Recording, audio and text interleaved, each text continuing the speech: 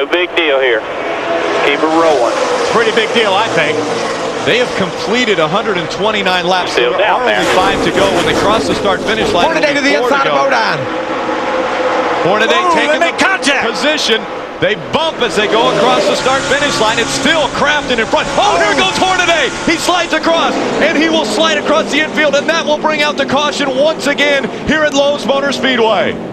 Looked like Todd got into the back of him and just pushed him down. Well, Ron cut Todd off coming off turn 4, and Todd had the choice. He said, well, you know, I can either let you have that spot or I'm going to make you pay for it. I think he decided to make Ron Hornaday pay for taking that spot like that, and Ron's upset. He better calm down. He needs to calm down. Ron Hornaday has picked up speed. He knows who he's going for. We're talking about a championship here. We got to be calm. Ron Hornaday did not like what just happened to him, and he's letting Todd Bodine know all about it right now.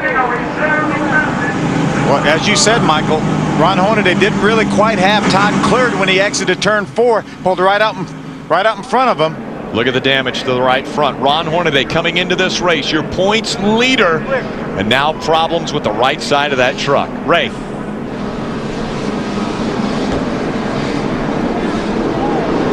Well, Hornaday obviously has to put a right front tire on there. He's on the radio, very, very displeased with Todd Bodine. And Hornaday, of course, has pulled all the way up to pit here, so I'm sure there may be a possible penalty coming from NASCAR involved with that, too. They're going to jack it up and get right side tires on this Camping World Chevy. Well, you can't move up to pit, and that's the equivalent of what Ron did there. He drove past the field, then came straight on pit road. That's a lap penalty if you move up to pit, so it'll be interesting to see if he gets called out on that. Now, you got to understand, Ron did not have Todd cleared, and Todd let him have the spot. And then, oh boy, we got more problems here. And then Todd just said, well, you can't do that. I'm going to hit you back. There's water coming out of the front of this truck. Just take a look at what happened here. This is after the pass happened. You see Todd's all up underneath that 33 truck right there, the quad oval. Just gets and nudges him around a little bit. And you see as soon as Ron left the racetrack, that's when the splitter came off. There's some more damage to the left front corner. Well, if you're going straight and somebody's got your wheels off the ground, it's hard to make it. But you can see there, Ron just moved up in front of Todd. Todd didn't like it. Lifts the wheels off the ground. That spins Ron and sends him to the left and into the infield. You know, you hit somebody going down the back straightaway like that, you don't have a very good chance of saving it. But when you're turning through the tri-oval like Ron is right there, no chance of saving it. No, you have to turn. This is not, you don't just run this thing straight. That is a definite turn right there. When Ron had to turn that steering wheel left with Todd up under the back of that truck, watch this right here. Ron has to turn that truck left right here to make that next bend. And when he did, around he went. Again, Ron coming up and showing his displeasure for what just took place with the 30 of Todd Bodine.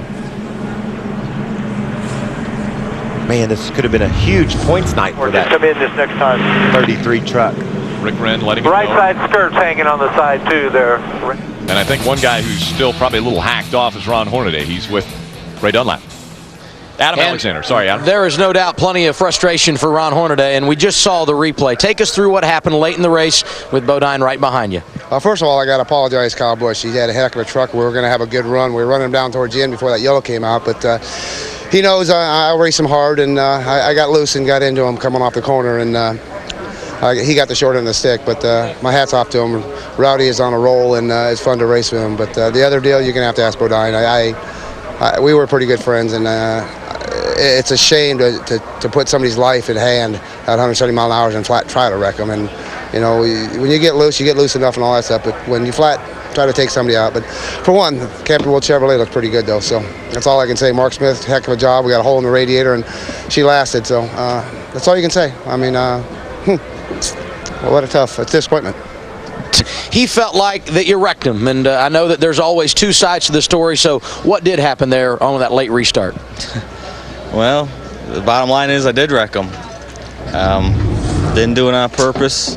I was, you know, he got under me off of 4, clean deal, and I was trying to bump draft him up to get up to Matt and race Matt because I couldn't, and you know, ended up the last deal there. I turned him around. I didn't mind it, didn't mean to. feel like crap about it. You know, Ron's become a good friend, and I'm sure he's not real happy with me right now, but it wasn't intentional at all. And when it's all said and done, Todd Bodine finishes 12th here tonight, guys.